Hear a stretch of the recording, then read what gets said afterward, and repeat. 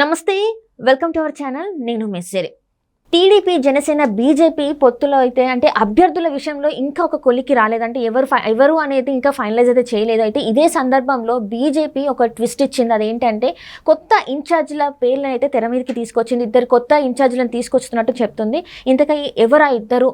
So ఈ అంశాన్ని మనకి వివరించడానికి మనతో పాటు ఉన్నారు ప్రముఖ senior journalist, political analyst CS Rao garu. నమస్కారం సార్. నమస్తే సార్. ఇప్పుడు చూస్తుంటే ఆంధ్రప్రదేశ్లో ఈ ముగ్గురు పొత్తు అంటే టీడీపీ, జనసేన, బీజేపీ పొత్తులో ఒక ట్విస్ట్, కొత్త ఇన్ఛార్జీలు వచ్చారు, ఇద్దరు కొత్త ఇన్ఛార్జీలను తీసుకొచ్చింది బీజేపీ అని చెప్పేసి మనకు తెలుస్తుంది. ఇందుకు ఎవరు సార్ వాళ్ళు? సో ఒకటేంటంటే ఆల్మోస్ట్ ఇప్పుడు తెలుగుదేశం పార్టీ, బీజేపీ, జనసేన పొత్తు కన్ఫర్మ్ అయిపోయింది. సీట్ల షేరింగ్ కూడా ఫైనల్ అయిపోయింది.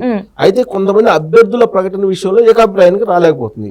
దానికి సంబంధించి ఏకాభిప్రాయం తీసుకురావడానికి ఆంధ్రప్రదేశ్ బీజేపీ అధ్యక్షురాలు పురంధరేశ్వరి ఢిల్లీ వెళ్ళారు. ఢిల్లీ వెళ్ళి అక్కడ ఆమె మాట్లాడుతున్నారు, సంప్రదింపులు జరుపుతూ ఉన్నారు. అయితే ఈ కీలకమైనటువంటి మీటింగ్ గురువారం రోజు జరుగుతుంది ఢిల్లీలో. అభ్యర్థుల ప్రకటనకు సంబంధించి దేశవ్యాప్తంగా ఆయా రాష్ట్రాల్లో అభ్యర్థులకు సంబంధించి ఫైనలైజేషన్ చేయడానికి బీజేపీ బోర్డు మీటింగ్ జరుగుతుంది, పార్లమెంటరీ బోర్డు మీటింగ్ జరుగుతుంది. ఆ మీటింగ్ లో ఫైనల్ చేస్తారు. అందుకే ఇప్పుడు పురంధరేశ్వరి అక్కడికి వెళ్ళారు. అక్కడికి వెళ్ళి అక్కడ మాట్లాడుతూ సంప్రదింపులు జరుపుతున్నటువంటి సమయంలో ఆల్ ఆఫ్ సడన్ గా బీజేపీ ఒక ట్విస్ట్ ఇచ్చింది. ఏం ట్విస్ట్ ఇచ్చింది అంటే ఆంధ్రప్రదేశ్ సంబంధించి ఇద్దరు ఇన్ఛార్జీలను నియమించింది. వాళ్ళలో ఒకళ్ళు అరుణ్ సింగ్, రెండు సిద్ధార్థ సింగ్, ఇంకొక అతను. సో అరుణ్ సింగ్, సిద్ధార్థనాథ్ సింగ్, వీళ్ళిద్దరిని నియమించింది ఇన్ఛార్జీలుగా, బీజేపీ ఆంధ్రప్రదేశ్ ఇన్ఛార్జీలుగా, ఎన్నికల ఇన్ఛార్జీలుగా. అంటే వాళ్ళ ఆధ్వర్యంలోనే ఇక అన్ని జరగాలి. ఇక ప్రతిసారి ఢిల్లీకి వెళ్ళటం, అమిత్ షాని కలవటం లేదా నడ్డాని కలవటం ఇవన్నీ ఉండవు. ప్రతి రాష్ట్రానికి ఇలా ఇన్ఛార్జీలు నియమిస్తారు. ఇప్పుడు ఆంధ్రప్రదేశ్ కి అరుణ్ సింగ్ ని అలాగే సిద్ధార్థనాథ్ సింగ్ ని నియమించారు. ఇటీవల కాలంలో పొత్తు ఫైనల్ అయినటువంటి క్రమంలో సీట్ల షేరింగ్ విషయంలో మనం కనుక తీసుకుంటే చంద్రబాబు నాయుడు, అలాగే పవన్ కళ్యాణ్, అలాగే పాండా, గజేంద్ర సింగ్ షెకావత్, వీళ్ళ నలుగురు కూర్చొని సీట్ల షేరింగ్ సంబంధించి ఫైనల్ చేశారు. ఆ మధ్యకాలంలో ఎప్పుడైతే పొత్తు కన్ఫర్మ్ అయిపోయిందో, పొత్తు కన్ఫర్మ్ అయిన తర్వాత హైదరాబాద్ లో వాళ్ళు వచ్చి కూర్చున్నారు. ఎవరెవరు? పాండా, చంద్రబాబు నాయుడు, పవన్ కళ్యాణ్, అలాగే షెకావత్, వీళ్ళు కూర్చొని సీట్ల షేరింగ్ విషయంలో ఫైనల్ అయికి వచ్చారు. అప్పుడు 6 లోక్సభ, 10 అసెంబ్లీ ఇవ్వడానికి సిద్ధమయ్యారు ఎవరికి? బీజేపీకి. దాంతో సీట్ల షేరింగ్ విషయంలో క్లారిటీ వచ్చేసింది. ఆ సందర్భంగా ఒక అడుగు దిగి పవన్ కళ్యాణ్ త్యాగం కూడా చేశారు ఆయన. సో త్యాగం చేసి ఒక లోక్సభని ఇచ్చారు. అలాగే ఆయన తీసుకున్నటువంటి 3 లోక్సభలు కూడా, ఒక లోక్సభ 3 అసెంబ్లీ స్థానాలు కూడా ఇవ్వడం జరిగింది. రాష్ట్ర ప్రయోజనాల దృష్ట్యా ఆ త్యాగాన్ని సిద్ధపడ్డాడు ఆయన. సో అయితే బీజేపీ ఈ 6 లోక్సభ స్థానాల్లో ఎవరు నిల్చోబెట్టాలి, ఈ 10 అసెంబ్లీ స్థానాల్లో ఎవరు నిల్చోబెట్టాలి అనే దాని మీద రకరకాలుగా ఇప్పుడు కంప్లైంట్స్ వెళ్తున్నాయి. ఈవెన్ పురంధరేశ్వరి మీద కూడా కంప్లైంట్ వెళ్ళింది. ఆంధ్రప్రదేశ్ బీజేపీ అధ్యక్షుడు ఉన్నటువంటి పురంధరేశ్వరి తెలుగుదేశం పార్టీకి అనుగుణంగా వ్యవహరిస్తున్నారు అనేది ఆ పార్టీలో ఉన్నటువంటి వ్యతిరేక వర్గం ఆమె మీద కంప్లైంట్ చేసినటువంటి సిచ్యువేషన్ మనకు కనపడుతుంది. అంతేకాదు నర్సాపురం నుంచి రఘురామకృష్ణరాజుని పోటీ చేయకుండా చేయడానికి కొంతమంది లేఖలు రాయడం జరిగింది. ఈ లేఖల సంస్కృతి అనేది బీజేపీలో పెద్ద ఎత్తున ఉంది. ఇప్పుడు మనం తెలంగాణలో కూడా చూసాం. తెలంగాణలో కరీంనగర్ నుంచి ఒక టీమ్ ఆఫ్ లీడర్స్ హైదరాబాద్ ఒక సీక్రెట్ మీటింగ్ పెట్టుకుని బండి సంజయ్ మీద అప్పట్లో వ్యతిరేకమైనటువంటి యుద్ధం చేసి వాళ్ళు కొన్ని లెటర్లు రాసి ఆ తర్వాత మళ్ళీ పంచాయతీని ఢిల్లీకి చేర్చారు.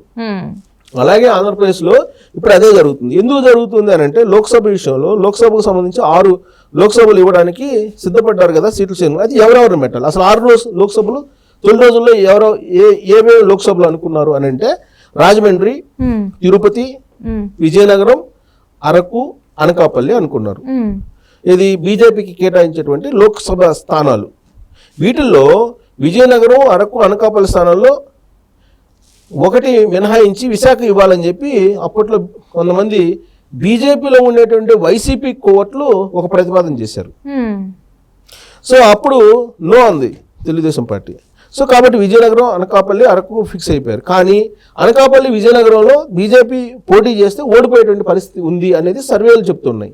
అటు బీజేపీ వాళ్ళు సర్వే చేసుకున్నా, తెలుగుదేశం వాళ్ళు సర్వే చేసుకున్నా, జనసేన సర్వే చేసుకున్నా, లేదా కేంద్ర నిఘా వర్గాలు, రాష్ట్ర నిఘా వర్గాలు ఏ సర్వే తీసుకున్నా, ఏ ఒపీనియన్ తీసుకున్నా కానీ బీజేపీకి ఇస్తే విజయనగరం, అనకాపల్లి ఓడిపోయేటువంటి అవకాశం ఉంది, అదే తెలుగుదేశం పార్టీకి ఇస్తే గెలిచేటువంటి అవకాశం ఉందని చెప్పి సర్వేలన్నీ చెప్తున్నాయి. ఇలాంటి పరిస్థితుల్లో ఆ 2 స్థానాలను వదులుకొని వైసీపీకి అప్పచెప్పడమా? లేదా తెలుగుదేశం పార్టీకి ఇవ్వడమా అనే దాని మీద బీజేపీ పెద్దలు చర్చించుకున్న తర్వాత తెలుగుదేశం పార్టీకి విజయనగరం అనకాపల్లి ఇవ్వడానికి ప్రాథమికంగా అంగీకరించారు. సరిగ్గా ఇక్కడే బీజేపీలో ఉండేటువంటి వైఎస్ఆర్ కాంగ్రెస్ పార్టీకి సంబంధించినటువంటి కోవట్టులు లేఖల యుద్ధాన్ని మొదలుపెట్టారు. సో దీంతో ప్రతిష్టంభన నెలకొంది అభ్యర్థుల ప్రకటన విషయంలో. సో ఇక్కడ మనం చూస్తే అభ్యర్థుల విషయంలో అరకు నుంచి కొత్తపల్లి గీత ఏకాభిప్రాయం, దానికి అక్కడ ఏమి ఇబ్బంది లేదు. ఇక నరసాపురం నుంచి రఘురామకృష్ణరాజుని కాకుండా నరేంద్ర వర్మ అనే అతనికి ఇవ్వాలనేది లేఖల రూపంలో రాయటం మొదలు పెట్టారు వైఎస్ఆర్ కాంగ్రెస్ పార్టీ కోవట్లు. ఇక తిరుపతి నుంచి ఎలాగో మాజీ రత్నప్రభ ఉన్నారు. సో అక్కడ ఇబ్బంది ఏం లేదు, రత్నప్రభ లేదా కూతురు ఎవరెవరు పోటీ చేస్తారు. విజయనగరం నుంచి యాక్చువల్గా అక్కడ బీజేపీ గెలిచేటువంటి అవకాశం లేదు. కానీ విజయనగరం నుంచి బీజేపీ పోటీ చేయించాలి, అది కూడా మాధవ్ మాజీ ఎమ్మెల్సీ ఆయన్ని పోటీ చేయించాలని ఆ బీజేపీలో ఉన్నటువంటి కొంతమంది రాసినటువంటి లేఖ సారాంశం. విచిత్రంగా ఏంటంటే రాజమండ్రి నుంచి పురంధరేశ్వరిని పోటీ చేయించాలని చెప్పి బీజేపీ అధిష్టానం అనుకుంటుంటే అసలు రాజమండ్రి నుంచి ఆమె కాకుండా సుజనా చౌదరికి ఇవ్వాలి, లేదంటే సోమవీర్రాజుకి ఇవ్వాలనేటువంటి కొన్ని ప్రతిపాదనలు చేస్తూ లెటర్లు రాసాం. ఆకాశ రామన్న లెటర్లు, మామూలుగా లెటర్లు, ఇవన్నీ రకరకాలుగా వెళ్ళిపోయినాయి. ఇక్కడ కొంత కన్ఫ్యూజన్ ఉంది లోక్సభ స్థానాల విషయంలో. ఇక ఎమ్మెల్యేలకు వచ్చేటప్పటికి, అసెంబ్లీ స్థానాలకు వచ్చేటప్పటికి కాకినాడ, బద్వేలు, ఆదోని, జమ్మలమడుగు, ధర్మవరం, పాడేరు, విశాఖ నార్త్, శ్రీకాకుళం, అనపర్తి, కైకలూరు, విజయవాడ వెస్ట్, ఇవి మొట్టమొదటి ఫైనల్ అంటే టెంటేటివ్గా అనుకున్నాయి. కానీ ఇక్కడ కూడా అనపర్తి, ఆదోని విషయంలో, అలాగే పాడేరు విషయంలో ఈ 3 చోట్ల ఒక ట్విస్ట్ నెలకొంది అక్కడ. సో మార్చుకోవాలని చెప్పి అక్కడ ఆ 3 మార్చాలి అని చెప్పి ఇప్పటికే తెలుగుదేశం పార్టీ కొంతమంది అభ్యర్థుల్ని ప్రకటించిన తర్వాత వాళ్ళు మార్చాలంటే ఎలా మార్చే అవకాశం ఉంది? సర్వేలో ఓడిపోయేటువంటి స్థానాలు ఇచ్చారు అని చెప్పి బీజేపీ చెబుతుంది. అసలు బీజేపీ ఎక్కడ గెలుస్తుంది? అసలు ఆంధ్రప్రదేశ్లో గెలిచే అవకాశం ఎక్కడుంది? ఏ అసెంబ్లీ సెగ్మెంట్లో ఉంది? ఏ అసెంబ్లీ సెగ్మెంట్లో లేదు. కానీ వాళ్ళేమంటారు, మాకు ఇచ్చినటువంటి అసెంబ్లీ స్థానాల్లో ఓడిపోయేటువంటి అసెంబ్లీ స్థానాలు ఉన్నాయని చెప్పి వాళ్ళు మెలికి పెడతారు. ఇదంతా ఎవరు చేస్తున్నారు? వైఎస్ఆర్ కాంగ్రెస్ పార్టీ కోర్టులు ఎవరైతే బీజేపీలో ఉన్నారో వాళ్ళు చేస్తున్నటువంటి ప్రక్రియ. దీంతో ఒక ప్రతిష్టంభన నెలకొంది. అందుకని చెప్పి ఇప్పుడు ఈ తలనొప్పి అంతా కాదు, ఎవరైతే ఇన్ఛార్జీలు ఉన్నారో వాళ్ళతో మాట్లాడుకొని మీరు ఫైనల్ చేసుకుని ఢిల్లీకి రావద్దని చెప్పేసింది బీజేపీ అధిష్టానం. సో ఇప్పుడు అరుణ్ సింగ్ అలాగే సిద్ధార్థనాథ్ సింగ్ మీద ఆధారపడి ఉంది. ఎవరు ఈ అరుణ్ సింగ్, సిద్ధార్థనాథ్ సింగ్ అని అంటే, అరుణ్ సింగ్ అనే అతను బీజేపీ ప్రధాన కార్యదర్శిగా ఉన్నారు. అలాగే ఈయన సిద్ధార్థనాథ్ సింగ్ ఏమో ఉత్తరప్రదేశ్ మాజీ మంత్రి. సో వీళ్ళిద్దరూ ఇప్పుడు ఆంధ్రప్రదేశ్ సంబంధించినటువంటి ఈ అభ్యర్థుల ఫైనలైజేషన్ ఎలా చేయాలనే దాని మీద బాధ్యతలు తీసుకున్నారు. అలాగే మేనిఫెస్టో విషయంలో కానీ, రాబోయేటువంటి ఎన్నికల్లో నిర్వహించేటువంటి విషయంలో కానీ, సభలు కానీ, సమావేశాలు కానీ, ఏదైనా సరే ప్రచారం కానీ ఏదైనా సరే ఈ కూటమి తరఫు నుంచి వీళ్ళిద్దరూ బీజేపీ తరఫు నుంచి ఇన్ఛార్జీలు వ్యవహరించి కోఆర్డినేట్ చేసుకుంటారని చెప్పింది.